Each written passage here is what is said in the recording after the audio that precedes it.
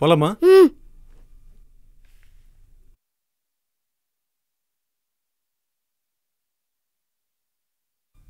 அருண், என்னப்பா?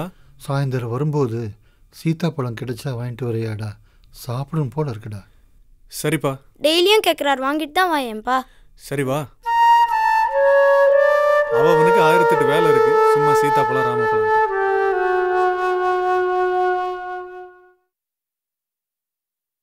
டெய்லி இட்லி தானா? இடியாப்பம் பணியாரன்னு வேற ஏதாவது செய்யக்கூடாதா? அதெல்லாம் செய்ய எங்க நேரம் இருக்கு? எப்ப பார்த்தாலும் அது வேணும் இது வேணும்னு கேட்டுட்டு எனக்கு என்ன 4 கையும் காலுமா இருக்கு?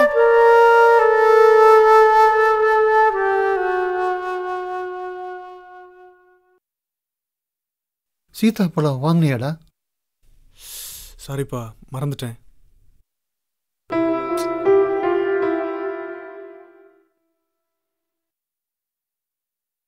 என்னங்க, உங்க அப்பா இன்னைக்கு சாப்பாடு வேணான்ட்டாரு. கோவமா இருக்காரா? ரொம்ப. விடு, நாளை கன்வின்ஸ் பண்ணிக்கலாம். எப்படியாவது கன்வின்ஸ் பண்ணிடணும், சரியா? சரி.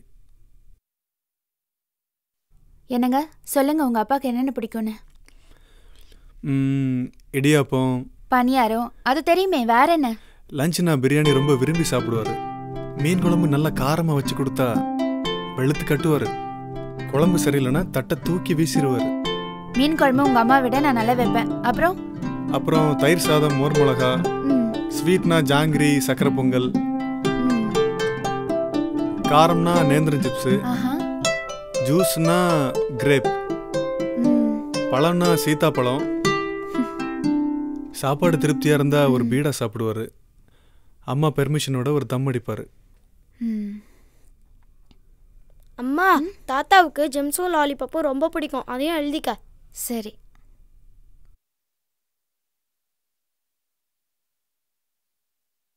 இந்தாங்க, இதெல்லாம் நீங்கள் போய் மார்க்கெட்டில் வாங்கிட்டு வந்துடுங்க. மற்றதெல்லாம் நான் ப்ரிப்பேர் பண்ணிடுறேன், சரியா?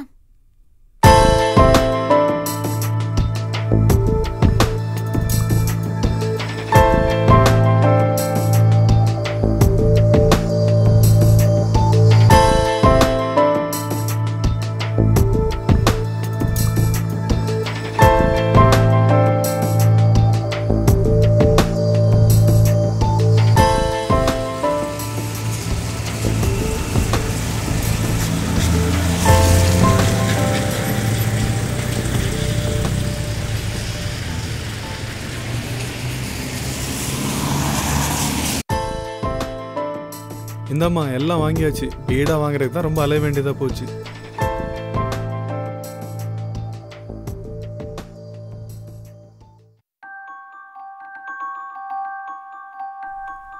அம்மா, கூட்டு வந்துட்டுமா? இல்லப்பா, எல்லாம் எடுத்து வச்சுட்டு கூப்பிட்டுக்கலாம். சரி, போய் கூட்டு வா.